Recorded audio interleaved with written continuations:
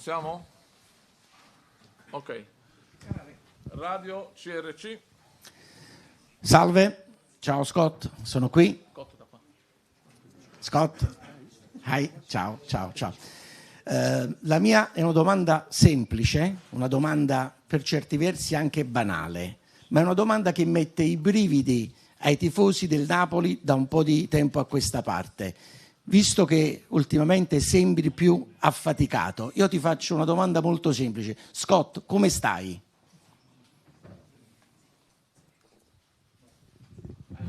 Good.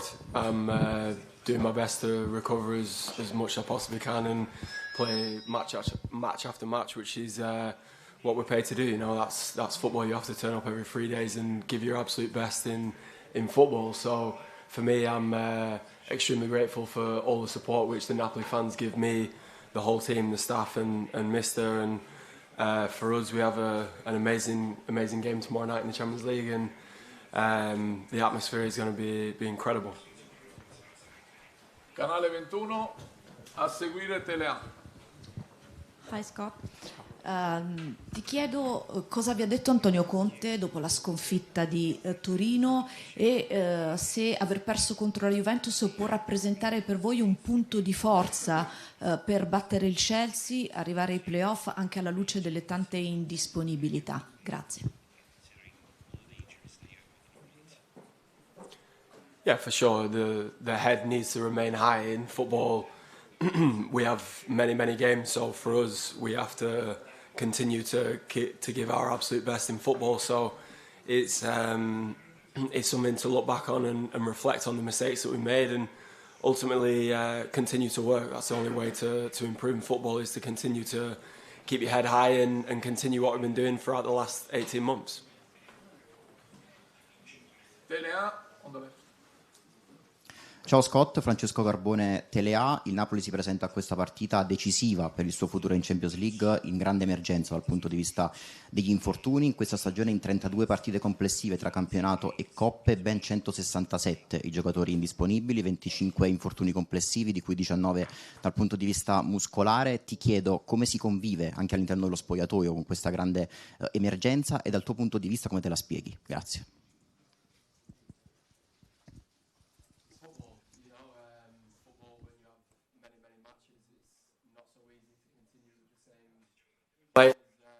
Over and over again. So for us, it's something that we have to accept, and it's a difficult situation, which is not easy to manage. It's difficult for the staff and all the players to continue with that rhythm. But for us, like you say, it's part of the game. You have to accept it, and you have to turn up as often as you can for the ones who are ready and prepared to play, to give your absolute best level. And like you say, tomorrow night, the absolute maximum level of our performance is going to be required, so I'm looking forward to it.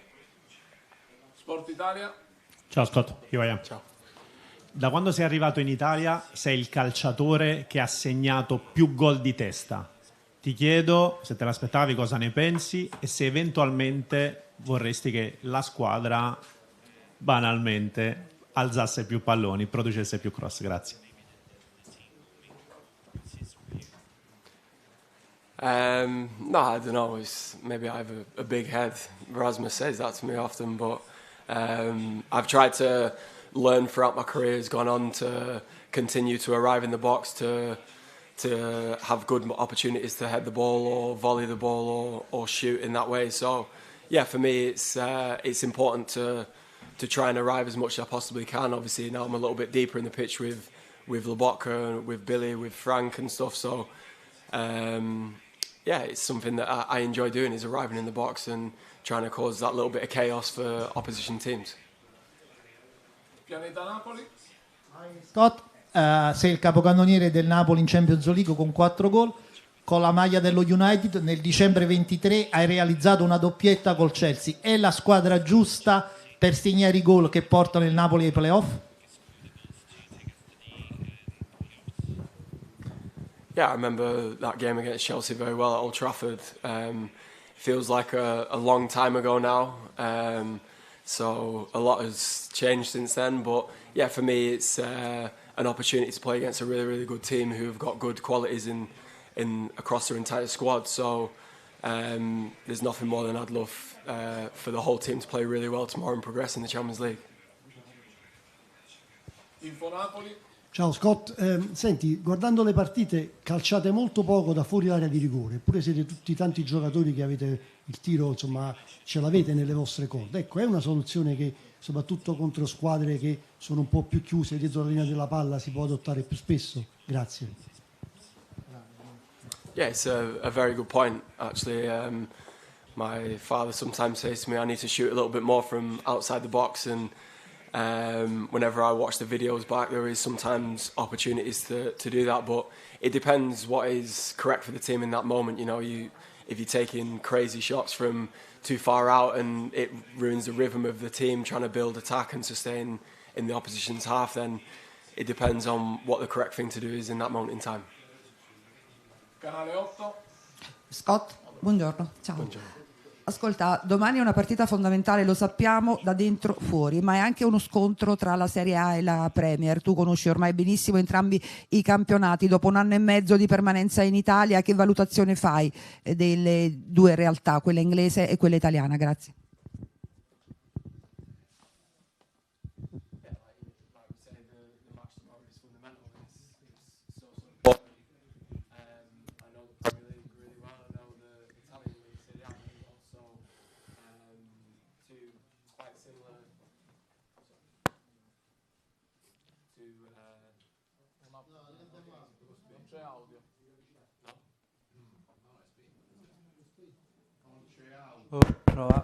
Questo va bene?